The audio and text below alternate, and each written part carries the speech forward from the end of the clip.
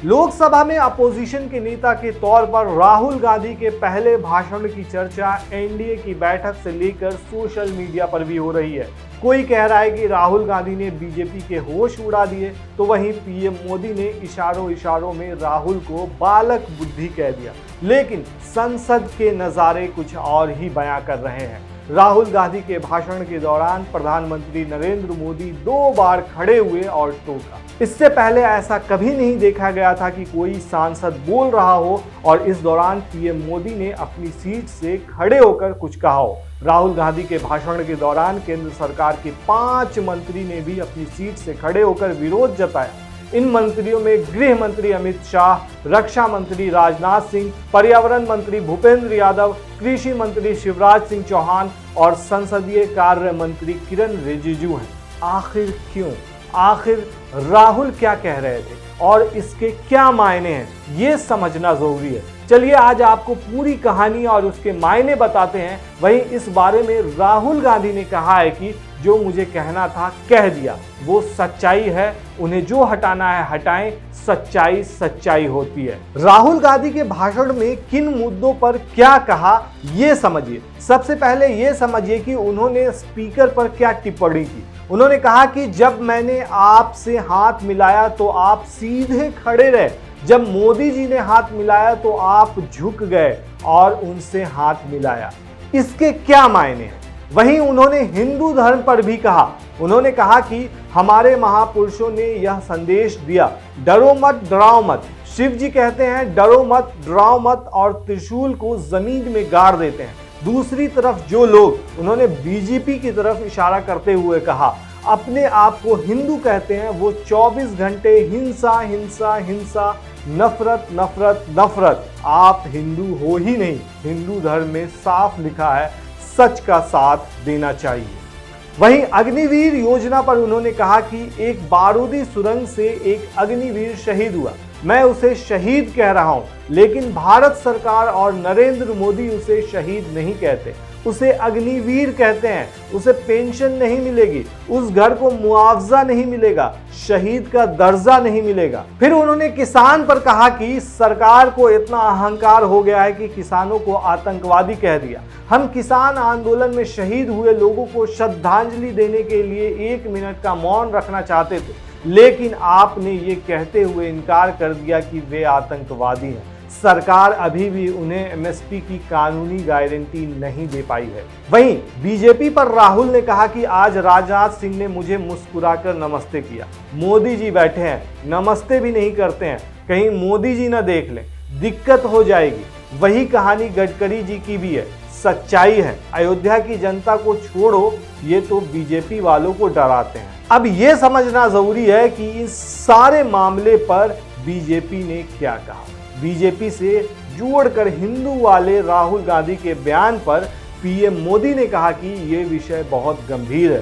पूरे हिंदू समाज को हिंसक कहना ये गंभीर विषय है। हालांकि राहुल गांधी ने फौरन जवाब दिया कि नरेंद्र मोदी जी, आप पूरा हिंदू समाज नहीं है, बीजेपी पूरा हिंदू समाज नहीं है, आरएसएस पूरा हिंदू समाज नहीं है। वहीं जब राहुल गांधी अग्निवीर योजना पर बोल रहे थे, तब रक्षा मंत्री राजनाथ सिंह ने खड़े होकर कहा कि गलत बयानी कर संसद को गुमराह करने की कोशिश नहीं की जानी चाहिए।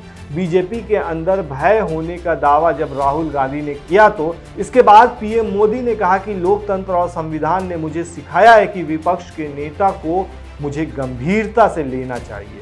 ठीक इसी तरह राहुल गांधी जब किसानों के बारे में बोल रहे थे, तब शिवराज सिंह चौहान ने खड़े होकर कहा कि उत्पादन की लागत पर कम से कम 50% जोड़कर एमएसपी दी जा रही है और अगर नहीं दी जा रही है तो ये सत्यापित करें। ये गलत बयानी कर रहे हैं। राहुल गांधी ने जब स्पीकर बिरला से झुककर नरेंद्र मोदी से हाथ मिलाने की बात कह रहे थे, तब गृह मंत्री अमित शाह ने कहा था कि ये आसन पर आरोप है। अब राहुल गांधी के भाषण और इस दौरान सत्ता पक्ष का रवैया क्या बताता है? राहुल गांधी का भाषण कैसा रहा और सत्ता पक्ष के असहज दिखने के कारण क्या है, इसे समझते हैं। जिस तरह से राहुल गांधी पेश आए, ये साफ है कि अब विपक्ष लोकसभा में चुप नहीं बैठेगा। राहुल अब फ्रंट फुट पर ही खेलेंगे। जिस तरह से राहुल ने बीजेपी पर हमला किया, प्रधानमंत्री बहुत ज्यादा भड़क गए। ऐसा पहले नहीं हुआ था। 3 बड़े नेता राहुल गांधी को जवाब देने के लिए खड़े हो गए। ये एक अच्छा संकेत है। वहीं कई लोग मानते हैं कि राहुल गांधी और विपक्ष के लिहाज से ये सटीक भाषण था। काफी लंबा बोले, कांग्रेस ने पहले से अच्छा प्रदर्शन किया, उसके लिहाज से बहुत अच्छा भाषण दिया। किसी ने मोदी जी की कार्यशैली के विरोध में ऐसा किया, ये राहुल गांधी है। इससे पहले जिसने किया अटल बिहारी वाजपेयी थे, जिसने आंखों में आंखें डालकर मोदी जी को राजधर्म सिखाने की कोशिश की थी। राहुल गांधी के भाषण का प्रभाव वैसा है, कई राजनीतिक एक्सपर्ट्स का मानना है कि जिसको बीजेपी पहले पप्पू पप्पू कहकर छोटा करते थे, वो अब फ्रंट फुट पर लड़ रहा है। एक चीज गौर करने वाली है, लोकसभा स्पीकर ओम बिरला ने पहले कोशिश की कि राहुल गांधी को कंट्रोल में लाएं, पर जब राहुल गांधी बार बार शिव जी का चित्र दिखाने लगे तो वो भी थोड़ा चुप रहे। जैसे पहले आते थे और सदन को बहुत कंट्रोल करते थे, वो नहीं दिखा। वहीं राहुल गांधी के भाषण के बाद केंद्रीय मंत्री अश्विनी वैष्णव ने प्रेस कॉन्फ्रेंस भी की। अश्विनी वैष्णव बोले कि आज राहुल गांधी ने पहली बार कोई जिम्मेदारी संभाली है, इसके बावजूद उन्होंने अति गैर जिम्मेदाराना बयान दिया है। वो बोले राहुल जी ने एक संवैधानिक पद स्पीकर को जिस तरह से टिप्पणी की है वो अत्यंत दुखद है। वहीं सदन के अंदर भी सरकार के कई मंत्रियों ने राहुल गांधी के भाषण का विरोध भी किया। सदन से बाहर एनडीए सरकार के कई मंत्री राहुल गांधी के बयान की छोटी क्लिप भी साझा कर रहे हैं और उन पर हिंदू विरोधी होने का आरोप भी लगा रहे हैं। कई राजनीतिक एक्सपर्ट्स का मानना है कि राहुल गांधी के भाषण को जो देख रहे थे वो समझ रहे थे कि राहुल गांधी क्या कह रहे थे। राहुल ने जब हिंदुओं की बात की तो उन्होंने बीजेपी की तरफ संकेत किया। माना यह भी जा रहा है कि राहुल गांधी के भाषण को बीजेपी तोड़ मड़ोड़ कर पेश कर रही है। इन सब के बीच सवाल ये भी है कि आखिर विपक्ष का मनोबल इतना कैसे बढ़ा, तो उसका जवाब है अयोध्या में जो नतीजा आया। ऐसा माना जा रहा है जहां इतना बड़ा मंदिर बीजेपी ने बनवाया, उसी अयोध्या में ये हार गए। इससे शायद विपक्ष खुद को विश्वास दिला रहा है कि उसकी जीत हुई है। विपक्ष ने जिस तरह का अटैकिंग रवैया इख्तियार किया है उसका बीजेपी तोड़ निकालने की कोशिश तो करेगी ही, पर शायद राहुल के भाषण ने दिखा दिया है कि जब तक बीजेपी सत्ता में है तब तक विपक्ष का रुख मजबूत रहने वाला है, यानी कि एक मजबूत विपक्ष। और आप अगर डेमोक्रेसी के लिहाज से भी देखेंगे तो विपक्ष का मजबूत होना इस बात का संकेत है कि डेमोक्रेसी जो है वो हेल्दी है और अहम मुद्दों पर बात हो सकती है। वहीं आप पिछले 10 साल का कार्यकाल देखें पूरे, जब मोदी जी पूरी तरह से सत्ता में थे और पूर्ण बहुमत के साथ आए थे, उन्होंने बीजेपी पार्टी को किसी और पार्टी का यानी एनडीए के घटक दलों में से किसी की भी सहायता नहीं लेनी पड़ी थी सरकार बनाने के लिए। उस वक्त विपक्ष बहुत ही कमजोर था, विपक्ष के पास सीटें भी कम थी।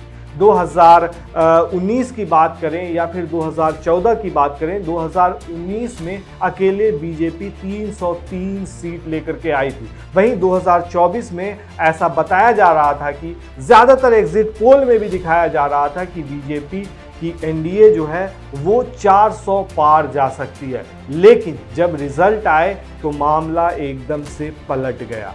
जहां बीजेपी को 300 पार का आंकड़ा दिखाया जा रहा था, वहीं बीजेपी 240 पर सिमट गई। वहीं उसके एनडीए यानी कि एनडीए के जो टोटल घटक दल थे सब मिलाकर भी 300 का आंकड़ा पार नहीं कर पाए। हालांकि सरकार बीजेपी की ही बनी है, लेकिन इसमें 2 सहयोगी दल हैं जो काफ़ी अहम हैं, जेडीयू और टीडीपी। इन दोनों के सहारे जो जादुई आंकड़ा है 272 का बीजेपी ने वो पार किया है। अब समझने वाली बात यहाँ पर यह है कि ऐसे में बीजेपी अपने पिछले दोनों कार्यकाल के अकॉर्डिंग देखा जाए, तुलना की जाए तो कमज़ोर है एक तरह से, तो और विपक्ष का हौसला बुलंद है। और अब जो है 4 राज्यों में चुनाव होने वाले हैं, झारखंड हो गया या फिर महाराष्ट्र हो गया या फिर हरियाणा हो गया। इन तीनों राज्यों में भी अगर देखा जाए तो जम्मू कश्मीर में भी इलेक्शन हो सकते हैं, लेकिन ये जो 3 राज्य हैं महाराष्ट्र, हरियाणा और झारखंड, तीनों में अगर देखा जाए तो इंडिया गठबंधन ने एक तरह से अच्छा प्रदर्शन किया है। ऐसे में माना जा रहा है कि इस बार सत्ता परिवर्तन हो सकता है। महाराष्ट्र की अगर आप राजनीति को देखेंगे तो यहाँ काफ़ी ज़्यादा उथल पुथल है। वहीं हरियाणा में 10 लोकसभा सीटों में से 5 लोकसभा सीटें इंडिया गठबंधन जीत गई। ऐसे में उसके मनोबल भी वहाँ बढ़े हुए हैं। वहीं झारखंड की बात करें तो झारखंड में फिर से हेमंत सोरेन वापस आ गए हैं और मुख्यमंत्री भी बन गए हैं। तो ऐसे में कहीं ना कहीं बीजेपी के लिए ये सारी चीज़ें नुकसानदेह साबित हो सकती हैं और राहुल गांधी की अगुवाई में इंडिया गठबंधन अच्छा प्रदर्शन कर सकता है। आपको क्या लगता है दोस्तों, इस पूरे मामले पर हमें कमेंट में ज़रूर बताएं। शुक्रिया।